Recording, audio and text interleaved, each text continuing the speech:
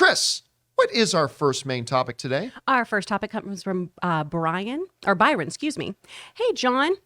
Thank you for the fantastic CinemaCon coverage. Thank you, man. It was fun. It was easily the best out of any company, big or small. Anyway, I was surprised to see The Bad Guys won the weekend box office. But did you see that Everything Everywhere All at Once continues to climb and made more money on its sixth weekend than it did in its opening weekend? Have you ever seen anything like that before? How does something like this happen? All right. Thanks a lot for sending that in. And yes, the weekend box office came out. You know, we almost forgot about it because CinemaCon and all the stuff comes. CinemaCon, Moon Knight finale, Doctor Strange opening this week. We're a little bit distracted. I think we can all be forgiven about that. But yeah, the box office report came out.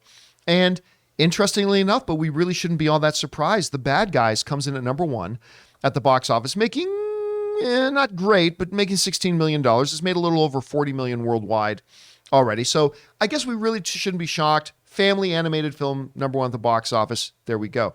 Sonic the Hedgehog still holding tight. It's made another $11.5 million this weekend for a grand total of $323 million worldwide so far. Fantastic Beasts, The Secrets of Dumbledore came in eighth. It has now accumulated $330 million worldwide so far. Not bad. The Northman came in at number 4, only dropping 48%. Only dropping 48% was The Northman, which is great because, I mean, that's a movie that can really use all the help that it can get. Only dropping that much, which is great. The Northman has made, which is not going to be a movie for everybody's, but it's made $41 million already, which is better than we thought. But here's, to me, is the story of the day. It's Everything Everywhere All at Once. Everything Everywhere All at Once has made more money this past weekend in its sixth week of release than it did in its opening weekend. It has continued to either flatline or climb, whereas most movies, if you drop under 50%, like Sonic just did, that is a huge win. Fantastic Beasts only dropped 40. The Northman only dropped 48. That's very rare that you see that kind of small drop. Everything Everywhere All at Once went up to another 2%.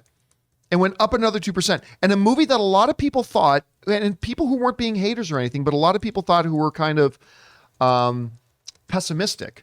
A lot of people thought this movie would make about $15 million, is now about to cross $40 million. Which is great because, once again, to me, Everything Everywhere All at Once is the best film of the year, still so far. We'll see if that's still the case after we have a chance to go and watch Doctor Strange. Maybe yes, maybe no. Lost City, by the way, is still hanging in there, doing pretty well. It's made almost $150 million worldwide. The studio at CinemaCon was really happy about that. And The Unbearable Weight of Massive Talent ended up bringing in a little bit more. It has grand total made worldwide $16 million, which, I mean, again, none of us are surprised about. We knew this was not a movie that looked like it was going to appeal to a wide group of people, but it's a good, entertaining little film. I mean, I like the movie at any rate. Anyway, Chris, you see the box office results this weekend. What stands out to you? I'm honestly really happy for The Bad Guys. I think that's great. And it does reiterate that families are ready to come back to theaters, which I think is really, really great. And this movie looked adorable, so I'm excited to see it. It energizes me to go see this film more. The thing I'm most excited about, though, is that word of mouth truly, truly works. Everything Everywhere All at Once, having these gains each and every week, that makes me excited. And I love that people are ready to see new IP, original IP that is really, really bananas. I mean, this is a multiverse of madness, right? So it's really, really great to see a film like this helmed by Michelle Yeoh, who deserves this. I was watching so many interviews with her over the weekend where she was just so emotional, talking about how this was the kind of role that she's been waiting for to show her fans what she's capable of. It is so beautiful to see that kind of passion meet this kind of box office payoff. And I like that you pointed that out, because in this movie, there's different Michelle Yeohs, right? There's Michelle Yeoh, the Kung Fu legend. There's Michelle Yeoh, the fantastic actress. This was the first movie that I watched her in where it was really all of it. She gets just to show off that she's this great dramatic actress. She gets to show off she's a great comedic actress. She gets to show off that she will kick everybody's ass. It is truly a bonkers, wonderful, spectacular movie. And you're right, word of mouth, because they've never increased their budget for marketing on this. They had a tiny marketing budget. The only thing that's propelling this movie right now is that word of mouth that we've been talking about. So super exciting to see that. We want to take a second to thank the sponsor of today's video, Manscaped. Now, guys, you know I love Manscaped. You've heard me go on and on about the Lawnmower 4.0 and that body wash. I love it so much. And so we got to ask, guys, have you started your spring cleaning yet? The carpets need cleaning, the drapes need dusting, and your lawn needs mowing, gentlemen. And you guys know Manscaped is more than just one product. They have a whole lineup of products to help you guys feeling, smelling, and looking your best. And so Manscaped is proud to present to you the Performance Package 4.0, which is the only tool that you need to keep your boys looking, smelling, and feeling good this spring. Now, to start off with, you get the Lawnmower 4.0. Guys, we have talked about this. What is wrong with us? Why have we for so long been using these terrible tools that were never meant for cutting our hair down there? The razor clipper things on our electric razors. That's barbaric, guys. You need the Lawnmower 4.0. And then there's the Weed Whacker. You guys have heard our own Ray Ora talk about this thing. He loves using it to get that hair in your nose and the ear hair. And then they offer lots of other stuff like the Crop Preserver. It's an anti-chafing ball deodorant and moisturizer.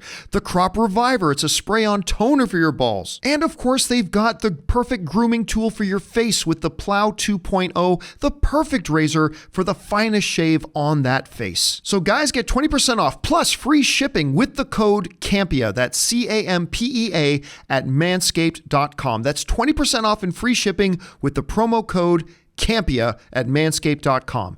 It's time to throw out your old hygiene habits and upgrade your life. Anyway, Rob, you take a look at this box office report. What stands out to you? Well, first of all, I'm always saying that a theatrical release adds value to everyone. Yes. Now, this is what you hope for. You hope for a film that has these kinds of legs. I mean, for a low-budget indie movie, this is extraordinary. And like you were saying, it's word of mouth. It's people like I've heard more people talk about this movie this year than any other movie this year.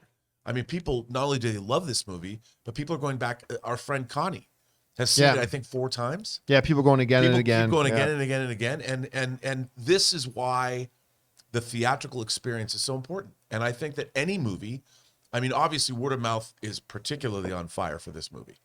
But I think it shows you why that whole day and date philosophy on streaming just doesn't work. And why would you, can you imagine, this movie's taken in over $30 million. Can you imagine giving that up? Getting to 40 now. 40 million bucks. I don't even think the distribution company in their wildest projections are imagining, we're like, yeah, we're going to make 40 million bucks. I bet they're just walking. They probably don't even walk into work now. They just float into work looking at those box office. And to your point now, when it does end up on streaming, it's going to have a much bigger streaming impact because it had theatrical first. Yeah, and because everyone's heard, they've heard about it. So that's why a rising tide raises all ships. Well, big box office raises all movies, John. Well, it's interesting you're saying, because Variety, this is what they wrote about this whole thing here. Variety said this. It said, over the weekend, Everything Everywhere All at Once added $5.5 million from 2,200 cinemas, making a 2% uptick. This never happens. 6 weeks in. From its last weekend tally, box office returns for Everything Everywhere All at Once are especially notable because it's one of the first pandemic-era indie movies to benefit from a platform release. The strategy used primarily for those films as a tool to build awareness and boost word of mouth, proven to be mostly impossible during the COVID-19 times. So there's a couple of interesting things here. It's like we've seen a number of independent films over the years take the approach of slow rollout, let word of mouth build, increase the rollout a little bit more. But clearly that, as Variety's pointing out, that's something they haven't been able to do for 2 years. Here they've done it, they've worked it. I will say this, I cannot, and I have not researched this, so anybody in the live chat who might have a thought about this, feel free to throw this in, is what happens when a movie like this, you see the box office not drop over 3 weeks, 4 weeks, 5 weeks, and actually start to climb. Again, I've not researched it. I have never heard of this happening before. The only thing that comes close is the original Avatar. Because remember, the original Avatar in its 3rd or 4th week of release, its box office started to climb, which is ridiculous. Titanic might have done that too, a little James Cameron doubleheader. But honestly, a movie in its 6th week actually going up and making as much, if not more, as this opening weekend. I've never heard of such a thing. So good on you. Everything, Everywhere, Maybe The Greatest all at once. Showman. Greatest Showman, Oh, yeah, had a yeah, little bit, that but did. not in week 5 or 6. Right. Right? I mean, that's the crazy thing. I haven't seen something like this in a while. Anyway, guys, question is for you. What do you think about the box office report this weekend? And what do you think about the performance of Everything, Everywhere, All at Once? Whatever you guys are thinking, jump on down to the comment section below and let us know your thoughts.